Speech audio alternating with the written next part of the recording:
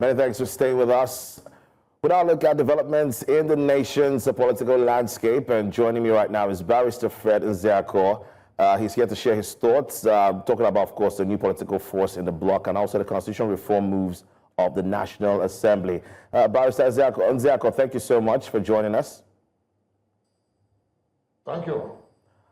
First off, let me capture your thoughts on the new political coalition. What's your take on that?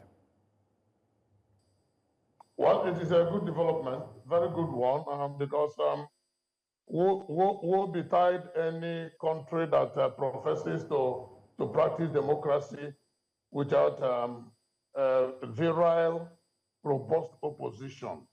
Woe betide any democracy that tries to run on almost on a single lane, because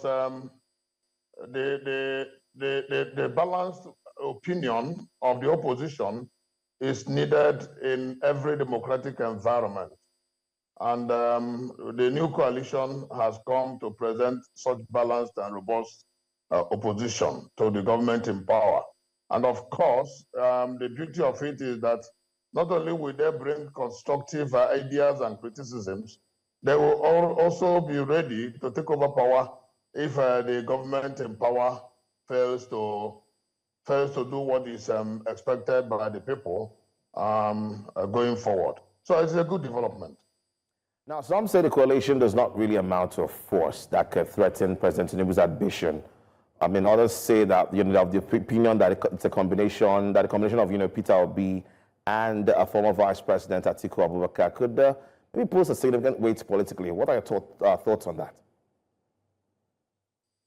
When we say we practice democracy, we are talking about government of the people, whereby the decision of the people is paramount.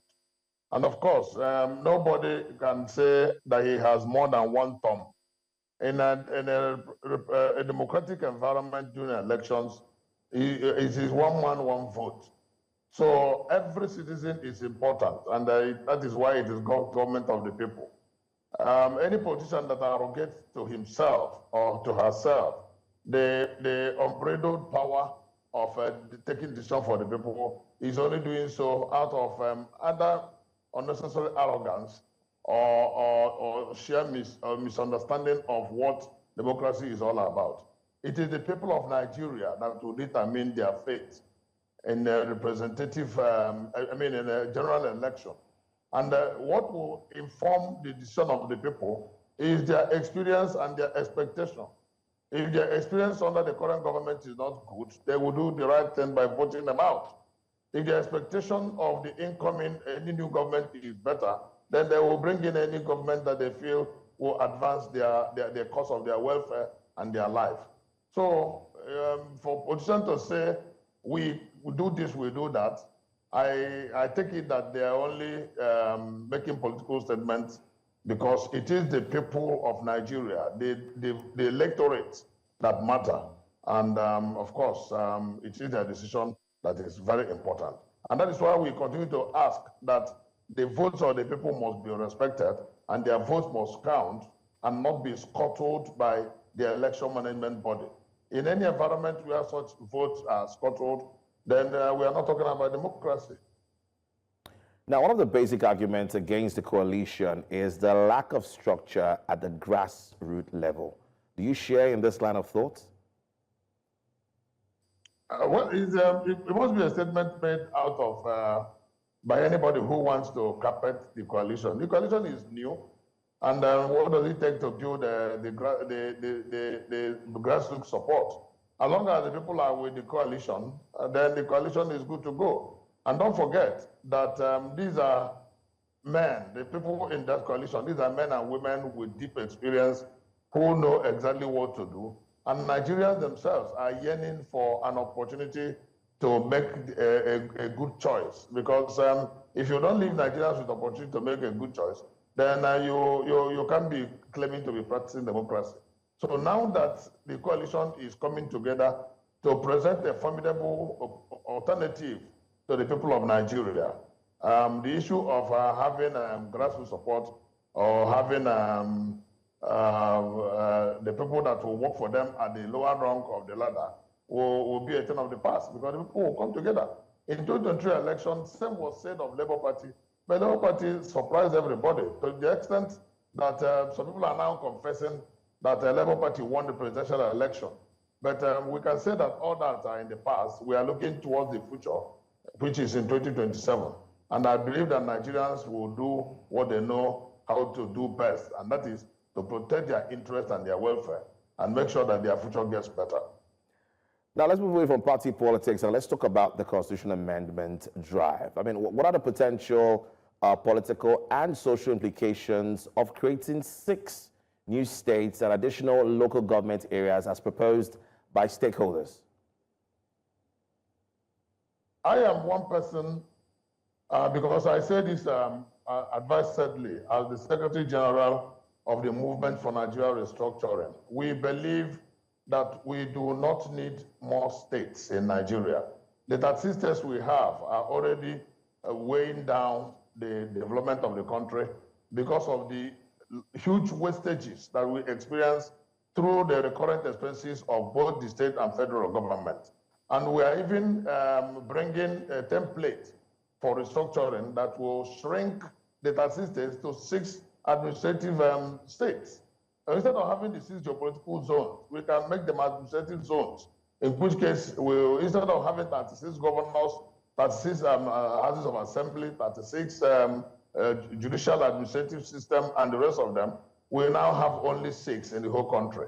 And then the rest of the structure will be properly harmonized, in which case, even the issue of local government will be left squarely with the zones, which will become administrative centers, so that if you feel at your level that you need to create more local government, that's your business. If you don't, because at that point, there will be total devolution of power to the zones, whereby they would make good use of their resources and they'll contribute to the center, similar to what we had during the First Republic under the parliamentary system.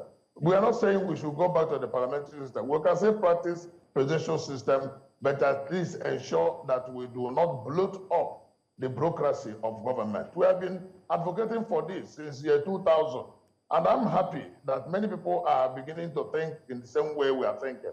We've also been advocating for state police and all other administrative structures that will enhance development at the various nooks and crannies of the country. This idea of running the country from one point in a unitary system that we claim to be federal is deceitful, and we cannot continue to lie to ourselves. So anybody who is angling for creation of more states really has not given it a deep thought. Yes, I agree that Southeast says they are shortchanged by the 5 states that they have instead of the 6 states in other zones, and with the Northwest having 7 states. But if we shrink all these states, I can tell you that you'll find out that many more people will no longer want to create more states. This agitation for creation is because every money is gathered at the center and they go to collect the money under the Federal Allocation Account Committee. In which case, a state like Kano that has 44 local governments, you begin to ask, what are they contributing to the center that they are taking money to 44 local governments and they take to the state as well? And that has been the challenge. When Lagos tried to create extra local government, it was declared inchoate. And today, it is not drawing money from federation account. I think we need to sit down and look robustly at the structure of the country, get it restructured so that it will run productively. And not this whole agitation about state and local government creation, which will continue to impoverish the people and then pauperize the economy and not allow Nigeria to grow the way it should. So I do not support such call for creation of extra states or extra local governments. Now, you mentioned the state police, which takes me to my very next question. Now, in what ways could establishment of a state police, as demanded by some of the zones, influence security and governance at the local level?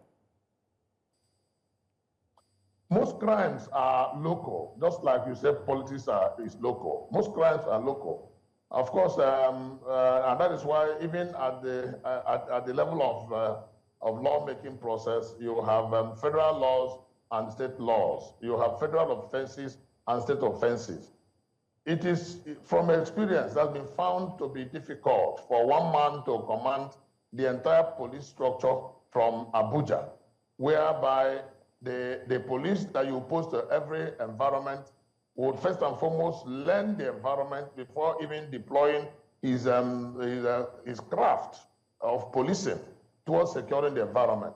And that is why, even from the current experiment, what has been helping Nigerian police are the vigilantes, which is akin to state policing structure, but not given the name police. They give them all manner of names. Some call them vigilantes, some call them neighborhood watch, some call them Amoteku, some call them all manner of names, joint task force and all that. But all they are doing things that are akin to what the police are doing at the federal level and in any country. So what is left is to give it the proper nomenclature so that they will be well equipped and well kitted to tackle crime and criminality and secure the lives and property of the people, which of course is the very basic essence of government. So when we have admitted and agreed that commanding the entire country from one source is not good enough, then there's nothing wrong with having state police and, if possible, having local government police. We practice American precision system of government, but we are not taking the juice of that system, where you have county police, state and local police structure that enhances the security of the life and properties of the people. We draw money from state funding and say it is security vote by the governors that they really don't give account for. So by the time we have policing at the state level, then that money will now not only be well accounted for, but will be utilized properly for the security and lives of the people. There is no gainsaying that. There's no argument about issue of state police. Those who kick against it are only afraid that the governors will use state police to witch hunt their opponents. But policing is not only about politicians. Policing is about the lives and properties of the people. Majority of the people in every state are not politicians, and they need to be protected. So that argument falls flat in the face of the realities on ground. So I belong to that school of thought that have been agitating for establishment of state police in all ramifications. All right, how can the constitution review process ensure that reforms, lead to a more inclusive and representative governance structure, rather than deepen regional or ethnic divisions? What is important in the process is not to look at the constitutional review with a mindset of benefit towards a particular political party or benefit towards a particular individual or a group of individuals. When the process is aimed at making the country a lot better, then the process will be welcome. And that is why when we talk about the local government autonomy, since 2003, all constitutional experiments have always been talking about local government autonomy. But when it comes to the concurrent input of the state legislature, it falls flat because the governors at various states use their influence to frustrate the autonomy of local government, which is political, economic, and financial autonomy. Now, the Supreme Court has given a verdict on economic, financial autonomy, but it is still being scuttled by the governors through political manipulations and in appointment of those who become the chairman of local government. And that is why there's no local government election at the state levels that is credible. So if you want any constitutional review, it has to be the one that will further the development of the country and not the one that will further the interests of politicians. All right, thank you so much, Barrister Nzeako, for that. I hope you join us again for conversations like this.